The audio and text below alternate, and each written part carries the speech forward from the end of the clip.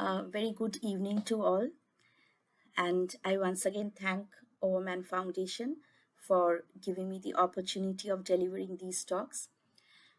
To continue with our discussion on the course of English poetry, we take up once again Sri Aurobindo's book, The Future Poetry.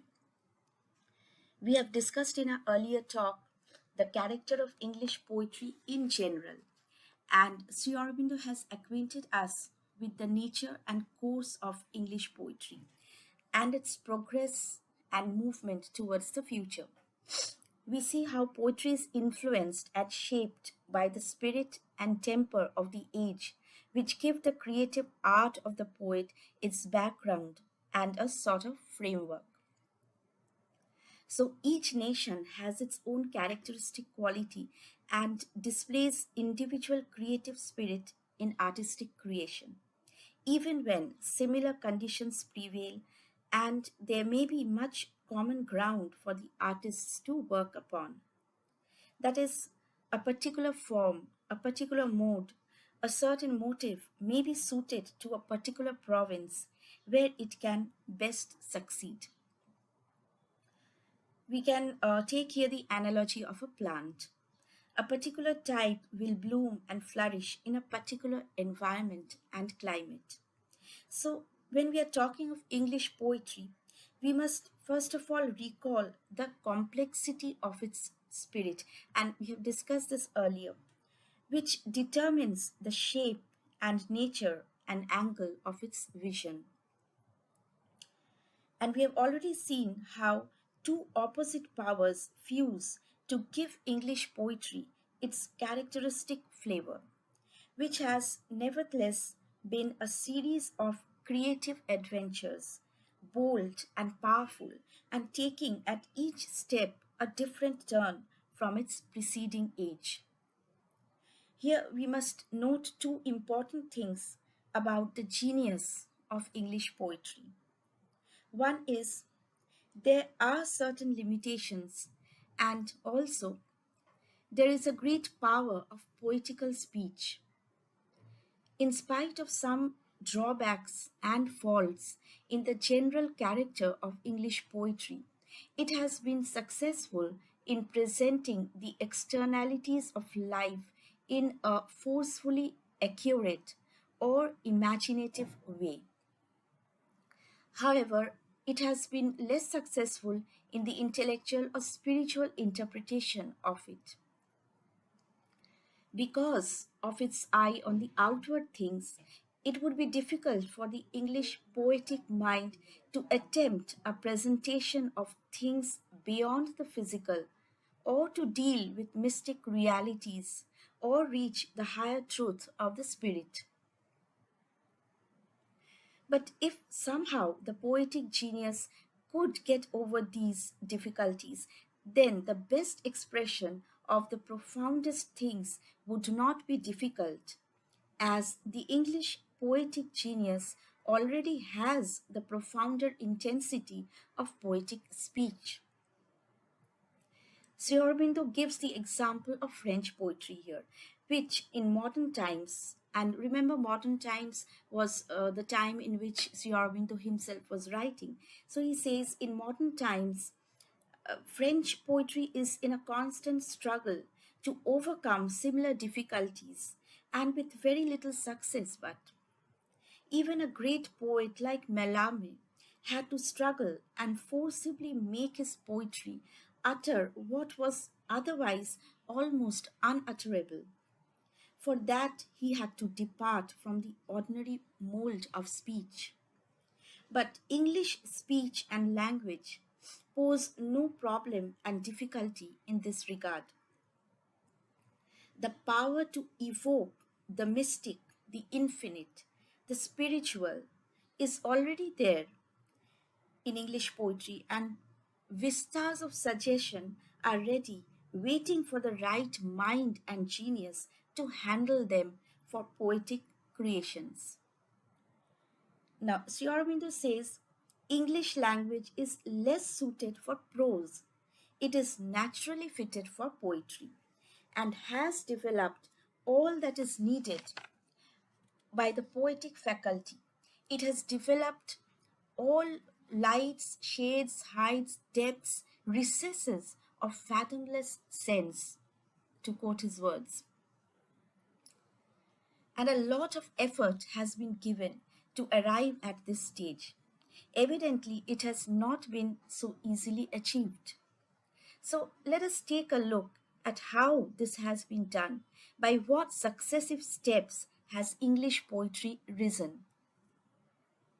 Sri Aurobindo says in this regard that this advance, this evolution, is similar to the evolution of human consciousness. First, it is an acquaintance and dealing with physical and material nature and life, thence turning to an inward life vision. Then it advances to work with and take the help of the pondering intellect. Advancing further, it reaches the gateways of the spirit through the use of the faculty of intuition. Thus, the English poets began by external and superficial themes and motives, and the physical life and nature was their poetic material in the initial stages. Then, from the English poets, we have what Sri Aurobindo terms vital poetry. It's the poetry of power and passion, of beauty and wonder, of color and music, of life. It's not that external life has been fully discarded, but it has been heightened by the vital imagination of the poet and made more dynamic. At this stage is crossed, and after that, we find in the English poets an attempt to master the secret of the Latin. And this leads to an intellectual dealing with life in place of the vital imaginative. The intellectual and measured poetry is replaced in the next evolutionary stage by a sort of mystic spiritual poetry, where we find the creative mind of the poet seeking to penetrate the veil of nature and probe into the mysteries of life. The poet begins to look for deeper spiritual truths behind manifestation. But Sri Aurobindo says this last attempt was not very successful due to a number of reasons. First of all, there needs to be a preparatory ground for ventures of this kind. And here there wasn't the right intellectual preparation. Also, there was no strong or sufficient basis of spiritual knowledge and experience to work upon and build up a tradition of mystical spiritual poetry. So we have individual efforts and solitary figures here and there who were seized by sudden inspiration or constant and continued groping into the mysteries of nature. So that is, of course, not much to boast about. Also, there had already been an age of intellectual reason, and once the poetic mind had lapsed into the age of reason, it was very difficult to find and create in the intense language of spiritual poetry. That is the language that mystical spiritual poetry demanded. Sometimes there were spontaneous outbursts, but it did not turn out into anything continued or sustained, as this sudden inspiration could not be secured for long. As a result, we witness another age of intellectualism and reason, and we have the production of aesthetic reflective poetry. It is less profound, but its range is wide, and though inspiration is not powerful here, it is of a more informed intelligence. This increasing wideness of the intelligence has given rise to and composed the character of recent or contemporary English poetry, which is also a result of a reaction against and a dissatisfaction with the past limitations. And again, we must remind ourselves that by contemporary here, we mean the contemporaries of, of Sri Aurobindo's time and his age. And this poetry, at times, approaches the profounder truths and utters it in the right kind of speech and rhythm needed for it. In spite of mistakes and divagations, English poetry seems to be approaching the mystical spiritual in some of its lines. And it is a long movement and course of English poetry, the starting point of which was the portrayal of external life. And one poet who perhaps best represents this early stage of English poetry is Geoffrey Chaucer, the 14th century poet. So it's about time when we can dwell a little on Chaucer's poetry as Sri Aurobindo analyzes it. Sri Aurobindo says, the Anglo Saxon mind assimilated the French characteristics, thereby refining and moderating its poverty of crude speech and aesthetic sense. Anglo Saxon nature had not any rich material to supply, and the poetic movement faced difficulties from the very beginning, and also at each important phase when it has had to imbibe and assimilate and borrow from foreign cultures. And on the first three occasions at least, English poetry has had to make a fresh start, taking help of the foreign influences and foreign poetic forms and motives. It's not that the English poetic mind did not have anything of its own to build upon. It's not that it was completely starved of ideas and forms and motives. In fact, there was abundance of energy and genius and poetic originality. Even then, it has needed and has accepted foreign help, the strong light of suggestion from others, as Sri Aurobindo puts it. But this kind of borrowing is not unusual. Sri Aurobindo says all modern literatures have been helped and influenced by external stimuli. But once they have assimilated the borrowings well and formed their own sound basis, they adopt the influence of foreign cultures and retain them lightly and as secondary help only. But in the English poetic movement, it is a complete remodeling of the whole plan under foreign teaching and influence. For instance, Chaucer, the first great name in English poetry to be reckoned, also came under the foreign spell and gave the first shape to English poetry with the help of the French and Italian models. Later on, the Elizabethans began on a fresh note, and they too imbibed the Renaissance spirit of the French, Italian, and Spanish. John Milton, the successor of the Elizabethan poets, took his inspiration and model from the ancient masters. His successors, the Restoration poets, and those of the 18th century were also looking back to the heroic past and adopted the pseudo classical models, but they were also influenced by their contemporary French poets and critics. But in some essential things, the English kept to their native character.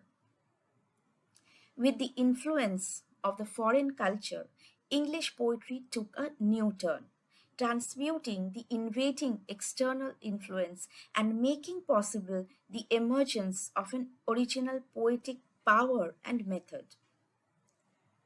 The dynamic vitality of the race helped in this transmutation. In Chaucer, the early motive and style strikes an English note, Sri Aurobindo says. So, Chaucer has been designated as the poet of external life, and we do have abundant exposition of this in his works. And why not? Because Chaucer was not exactly a poet by profession, but he was a courtier, a traveler, apart from being a scholar, and thus he participated in the life of his times. And his poetry is an outcome of his experience and encounter with the outer life and society around him, and all the external activities of humankind. That perhaps gave him his major ideas and motives for poetic creation, which was a direct observation of human life and character, and rendering his observation and experiences into poetry. Behind the surface depiction of life, we do not usually find any other preoccupying idea or any other ulterior design. Perhaps the life and men, as he observes ordinarily and depicts, is made a little more interesting sometimes with his bleak sense of humor or a light and easy pathos, to use Sri Aurobindo's phrases. It is the visible life, nature, men, and action that is Chaucer's poetic subject, and not what lies behind or below the externals. He does not probe deeply into the souls of mind of men. He is more concerned with depicting the apparent traits of characters of men, their appearances and actions in daily life. Evidently, here we have no deep interpretation of life, just a clear presentation of it. Poetic speech and rhythm in Chaucer's poetry is lucid, but there's no large poetic idea that we can draw from this. The form of Chaucer's poetry is apt and sufficient. According to literary historians, Chaucer mainly composed in 3 meters and in couplets or rhyme royal, or the roundel and the ballad. Here, the French influence is visible. If we go through the poetic compositions of Chaucer, we find visibly the influence of other cultures. As Sri Aurobindo observes, the grace and lucidity of his language owes much to French romances. And from the Italians, Chaucer learned the compactness of expression, but could not borrow their plastic greatness and high beauty. So here, just let us read a few lines from Chaucer and see how he was influenced by foreign culture. So he writes, "If no love is, O God, what feel I so? And if love is, what thing and which is he? If love be good, from whence cometh my woe?" And Chaucer has very interesting way of spelling the words. That's and this bit was from the narrative poem Troilus and Cressida, with its rhyme royal stanzas, and of course displaying here visibly the Italian influence. We have the easy, flowing movement of verse, very natural to the English tongue, but without much depth. In Sri Aurobindo's words, and I quote, "It is a form just fitted for the clear and pleasing poetic presentation of external life as if in an unsoiled mirror." Unquote. So let us take a look at another bit of verse to see how Chaucer depicts the external life.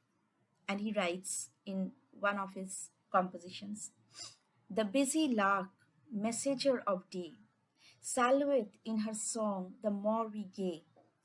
The fiery Phoebus riseth up so bright that all the Orient laugheth with the light. And he has his characteristic way of spelling the words. For instance, busy is spelled as Bisy, and lark is spelled with an E at the end, Larke.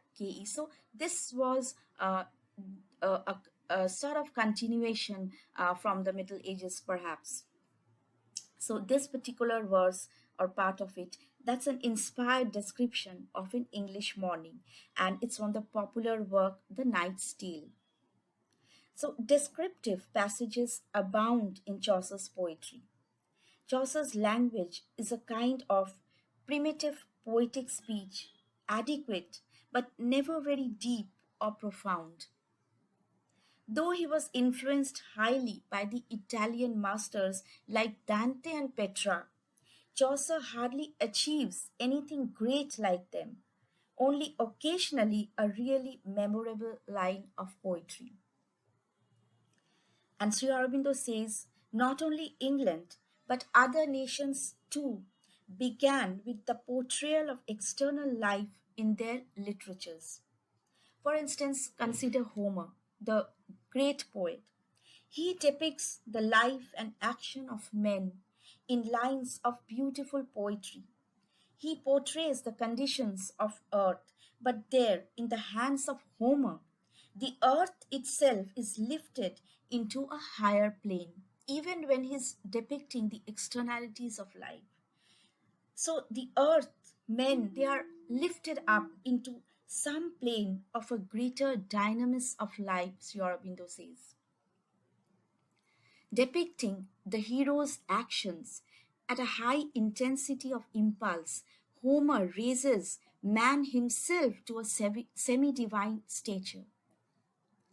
To give here just one example, look at the mighty Hector in the war field as Homer describes him. And he says, and I quote from the Iliad, as a hunter sets on his snarling hounds against a savage wild boar or a lion, Hector, son of Priam, forceful as the murderous war god, spurred the proud Trojans on against the Achaeans. He took his own place in the forefront with high thoughts in his heart and flung himself into the battle like a squall that swoops down from the heights and lashes the blue waters of the sea.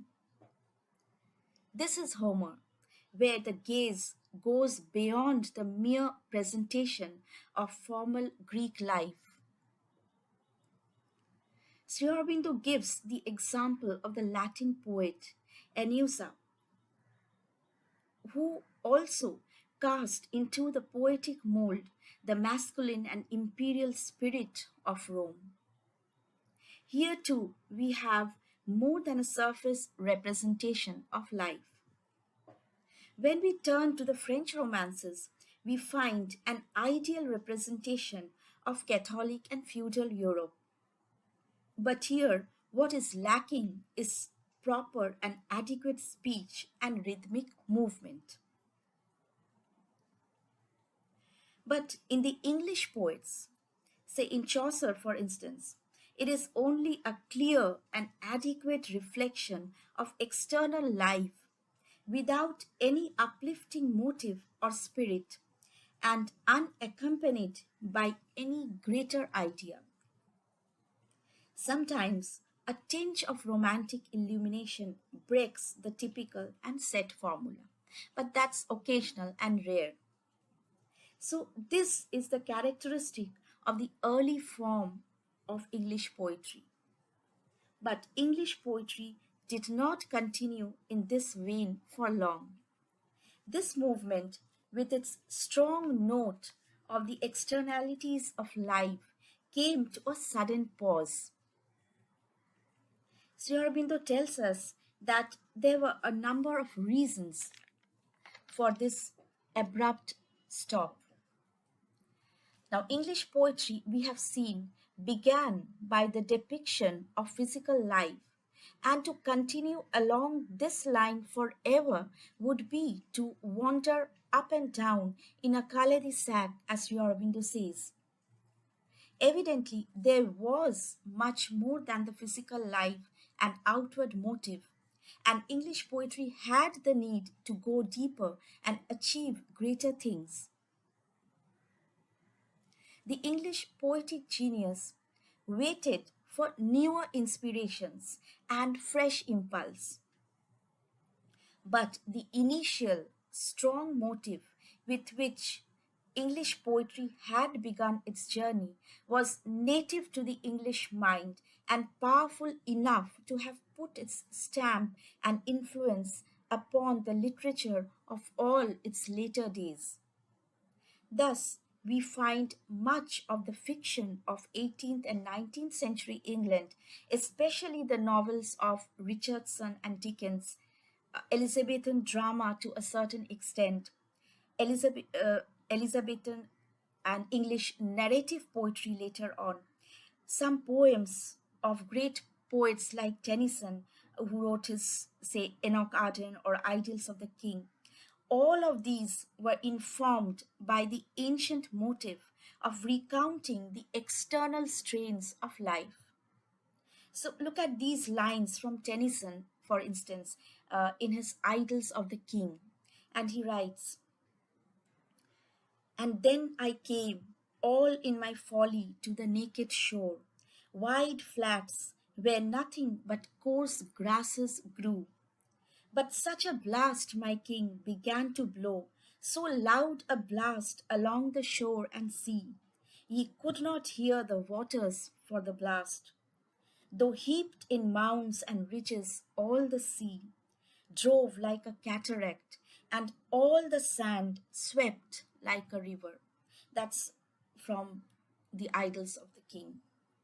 So we see Tennyson, he is far removed in time from the early poet Chaucer, but not in spirit and motive in what Sri Aurobindo terms his falsetto mimicking of external life. But other powers were available to the English poet, and if he could have used these to uplift the forms of external life, then English poetry would have been more impressive and substantial all the way. Unfortunately, even great poets have been influenced by this old tendency and thus achieved much less than what they could otherwise have had they fulfilled their more characteristic potentialities. In this, Sri Aurobindo says, much of poetic virtue has been wasted. This cramped poetic spirit found its release from the ancient model and formula, from the new light of the Renaissance in Italy, France, and Spain. It was the discovery of joy and beauty in life and nature. It was a welcome change from the somber and dark themes of the Middle Ages, which had lived under the shadow of death for the most part. And if there was seen an aspiration for the beyond, it was only through the bed of suffering and sorrow. So perhaps that is why we call this age, the Dark Ages. The Renaissance liberated the mind and lifted up the dark burden, bringing the love, joy, and beauty of life to bear upon the senses. The Renaissance man loves life in all its aspects and loves it in excess. The beauty of the body, of the sense, mind, action, of speech, and thought all delight him. In Sri Aurobindo's words, it is Hellenism returning with its strong sense of all things human. But we needn't be carried away here, as the first notes of Hellenism were of the barbarized kind, Sri Aurobindo adds. And he explains the nature of this Hellenism as extravagant, riotous in its vitalistic energy. It's too overjoyed for restraint and measure. And what it was, we get to see in full measure in Elizabethan poetry, full of passion and energy, boundless, unrestrained. And because it is fresh and new, in a way, having no past traditional culture in this, it is too moved and excited. And its mood, passionate and sensuous. The English people got a new kind of speech bestowed by the advent of the Renaissance. This speech was sometimes sweet, sometimes vehement and inordinate. The poetry of the age reveling in image and phrase. It was, to use Sri Aurobindo's phrase, a many hued fire. There was abundance of energy, capacity, poetic wealth, and intensity. But this new formation also brought along with it its excesses and the disorders of the excesses. And the major result of the Renaissance was the copious production of drama, which were full of action, incident, movement, and passion, and also the composition of the rich and sweet lyric and romantic poetry was another gift of the Elizabethan age to the English nation. And Sri Aurobindo observes how two sides of the national mind surface together for the first time in their full capacities and with full energy, and in the characteristic exuberance and unrestrained joy of self expression, we find the fusion of the two notes, at times mingled, at times separating and alternating in outbursts of expression. While the lyrical and passionate poetry of the age displayed the beauty and violent colors of life, in its drama was expressed the vigor and the action of life. And in Shakespeare, the different notes were wielded into the supreme phenomenon of poetic and dramatic genius. And Sri Aurobindo says about this age that on the whole, it's the greatest age of poetic utterance through which the genius of English poetry has traveled yet. It may not be of the highest spirit, but it is unsurpassed in its spontaneous force and energy, unsurpassed in its brilliance of the expressive word and the creative image. And here I've quoted Sri Aurobindo's own words.